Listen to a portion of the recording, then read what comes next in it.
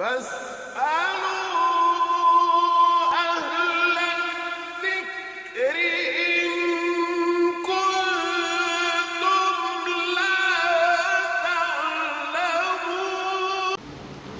بسم اللہ الرحمن الرحیم.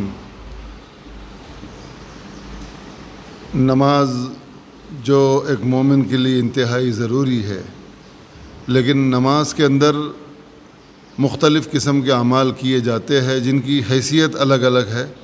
نماز میں کچھ چیزیں ایسی ہیں جن کا تعلق فرض سے ہے، یعنی ضروری. فرض کا مطلب ہوتا ہے ضروری. سجدہ سہو سے بھی اس کی تلافی نہیں ہوگی، بلکہ اس کے چھوٹنے جانے کے بعد میں آپ کو نماز دوبارہ ادا کرنا ہوگا. اگر آپ کو نماز پوری کرنے کے بعد پتہ چلے کہ میرا نماز میں فرض چھوٹا ہے. ایسی چیزیں نماز میں تقریباً 6 ہے. تکبیر تحریمہ، قیام، نماز کے اندر قرأت کرنا یعنی قرآن پاک کا پڑھنا، رکوع، سجدہ، اور آخری قاعدے میں اتنی دیر بیٹھنا جتنی دیر التحیات پڑھنے میں لگتی ہے. یہ چیزیں نماز میں فرض ہے. سب سے پہلی چیز جو آپ کے سامنے بیان کی گئی تکبیر تحریمہ. تکبیر تحریمہ کے سلسلے میں ہم سے کوتاہی ہوتی ہے.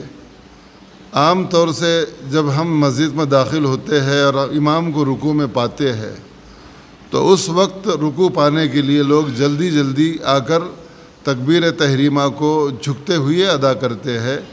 تکبیر تحریمہ کا اس طرح ادا کرنا درست نہیں ہے. آپ کی نماز شروع کرنا ہی صحیح اور درست نہ ہوگا.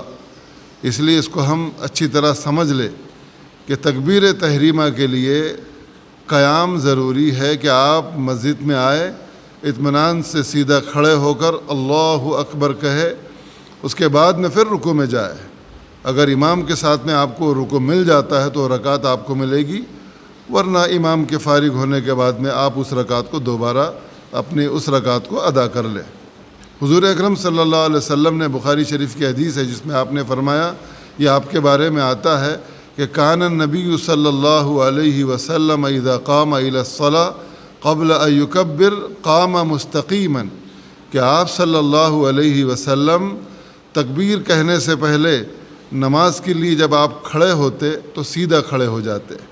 یعنی پتہ یہ چلا کہ سیدھا کھڑا ہونا ضروری ہے. اس کے بعد تکبیر تحریمہ کو ادا کرے تو اب آپ کا نماز شروع کرنا صحیح اور درست ہوگا. اس میں عام طور سے لوگ مبتلا ہے، اس لیے آپ کی ذمہ داری بھی ہے کہ جس کو آپ اس طرح کرتے ہوئے پائے اس کو بھی آپ سمجھانے کی کوشش کریں تاکہ اس کا نماز شروع کرنا، نماز کی ابتدا کرنا اس کا درست ہو جائے اور صحیح ہو جائے.